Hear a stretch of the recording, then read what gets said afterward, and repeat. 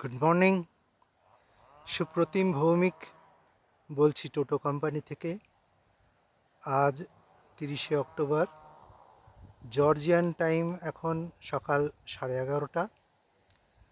আমি রয়েছি জর্জিয়া রাশিয়ার বর্ডারে মেস্টিয়া বলে একটা ছোট টাউনের কাছে। এই যে সামনে বরফে ঢাকা পাহাড়টা দেখছেন, সেটা পেরোলে ওপাশে রাশিয়া।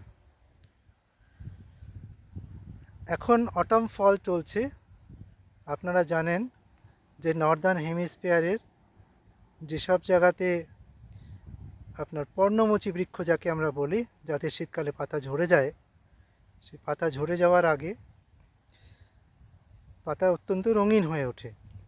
হলুদ, সোনালি, গোলাপি, কমলা, লাল, এরকম বিভিন্ন ধরনের রং তাদের মধ্যে ফুটে ওঠে, যেটা একটা অপূর্ব দৃশ্য। নিচে মেস্টিয়া টাউনটাকে দেখতে পাচ্ছেন। আমার যে অ্যাকোমোডেশন, একটা গেস্ট হাউস, খুব সুন্দর ছোটোখাটো একটা গেস্ট হাউস, আমার খুব পছন্দের। সেটা আসতে গেলে 500-600 মিটার পাহাড়ি রাস্তায় হেঁটে উঠে আসতে হয়। আমি তার থেকে আরও 600-700 মিটার পাহাড়ের উপরে উঠে গেছি একটা ভালো ভ্যান্টেজ পয়েন্টের জন্যে। এখানে আমি জানি না স্ক্রিনে ধরা পড়ছে কিনা, একটা প্লেন আসছে দেখতে পাচ্ছেন এখানে। এখানে একটা ছোট্ট এয়ারপোর্ট আছে। দিনে একটা করে ফ্লাইট চলে টিবিলিসি থেকে। মাত্র বোধহয় 20-25টা সিট আছে, এতে টিকিট পাওয়া যায় না। আমার অ্যাকচুয়ালি এখানে আজকে টিবিলিসি ফেরত চলে যাওয়ার কথা ছিল, কিন্তু গতকাল সারাদিন বৃষ্টি হয়েছে। আর এই টিবিলিসিতে মানে জর্জিয়াতে আসার আমার একটা প্রধান কারণ ছিল এই অঞ্চলটাতে। এটাকে 780 মাউন্টেন্স বলে, সোয়েনিটি মাউন্টেন্স, ককেশিয়ান মাউন্টেন রেঞ্জের এটা একটা অংশ। এটাকে বলতে পারেন জর্জিয়ার সব থেকে সুন্দর জায়গা, এবং আমি যতটুকু দেখেছি তাতে আমার এটাতে কোনো সন্দেহ নেই যে অবশ্যই এটা অত্যন্ত সুন্দর জায়গা এবং বেস্ট এখন পর্যন্ত। কিন্তু এই ফ্লাইটে আমি আগামীকাল যেতে চেয়েছিলাম, টিকিট পাওয়া গেল না স্বাভাবিকভাবেই। ওয়েদার খুব খারাপ হলে ফ্লাইট ক্যান্সেল হয়ে যায়। সুতরাং আগামীকাল হয়তো প্রচুর লোকে টিকিট বুক করে ফেলেছে, আর জায়গা নেই। এনিওয়ে, কাজের কথায় ফিরে আসি, যে এই রকম জায়গাগুলো এর জন্যেই কিন্তু ট্রাভেল করা। সেই গতানুগতিক ক্যাপিটাল সিটি, টুটিয়ার সিটি, এই স্পট ওই স্পট, আমার কোনো ইন্টারেস্ট নেই তাতে। এমনকি এখান থেকেও একটা ডে ট্রিপ হয়। এখানে একটা আপনার উজগুলি বলে একটা জায়গা রয়েছে, সেখানে বলা হয় যে ইউরোপের হাইয়েস্ট সেটেলমেন্ট গ্রাম ওখানে রয়েছে। সত্যি মিথ্যে জানি না, যাই হোক, অনেক হাইটে রয়েছে। যদিও ইন্ডিয়ার হিমালয়ে যে বিভিন্ন হাইটে লোকজন বাস করেন, তার তুলনাতে কিছু নয়। সেইটা দেখার জন্য অনেক লোক ওখানে যায়। কিন্তু আমি সিদ্ধান্ত নিলাম যে আমার কাছে এটাই বেস্ট জায়গা। আমি শুধু শুধু 8 ঘন্টা ট্রাভেলিং করে একটা কিছু স্পট দেখতে যেতে আমি ইচ্ছুক নই।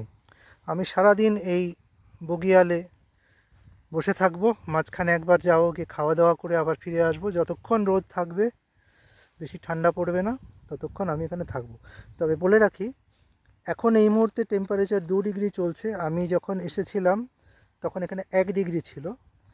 এই 2 ডিগ্রিতেও কিন্তু আমি শুধুমাত্র একটা টি শার্ট পরে বসে রয়েছি। রোদ আছে না, আর হাওয়া আছে, কিন্তু খুব বেশি কিছু নয়।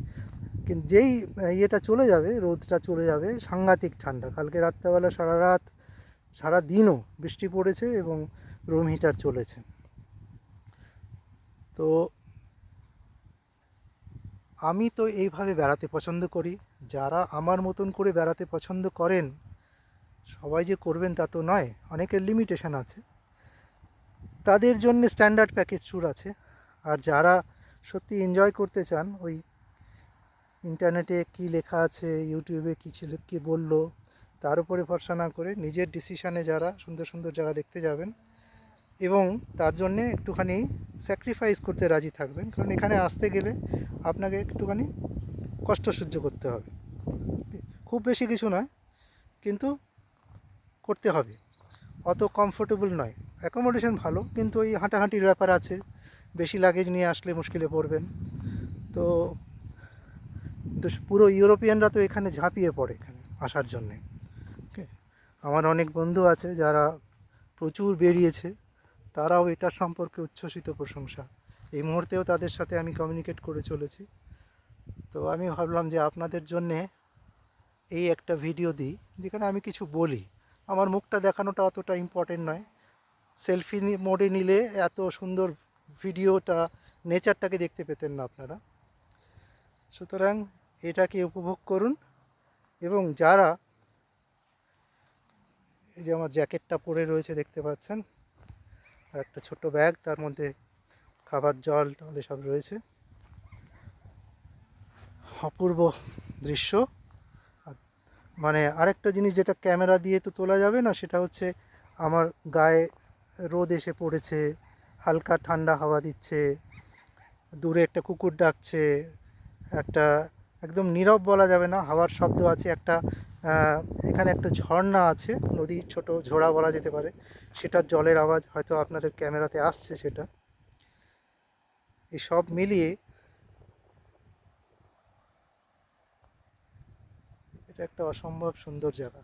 আবার দেখুন রোদটা মেঘে ঢাকা পড়ে গেল, জায়গাটা বদলে গেল, সাথে সাথে ঠান্ডা বেড়ে গেল। তো আমি এখানেই শেষ করছি, নাহলে ভিডিও খুব বেশি লম্বা হয়ে যাবে। আহ, আপনারা যখন টোটো কোম্পানিকে যোগাযোগ করবেন আপনাদের ট্যুরের জন্য, প্লিজ, বারবার বলছি যে ওই গতানুগতিক ট্যুরের জন্য প্লিজ যোগাযোগ করবেন না। এমন কিছু মাথায় রেখে যোগাযোগ করুন যাতে আপনার মনে হবে হ্যাঁ আমি একটা কিছু দেখলাম, নিজের মতন করে ইন্ডিপেন্ডেন্টলি ট্রাভেল করলাম। তার মানে এই নয় যে স্ট্যান্ডার্ড ট্যুর আমি করি না, তো বেশিরভাগই তো স্ট্যান্ডার্ড ট্যুরই করছি।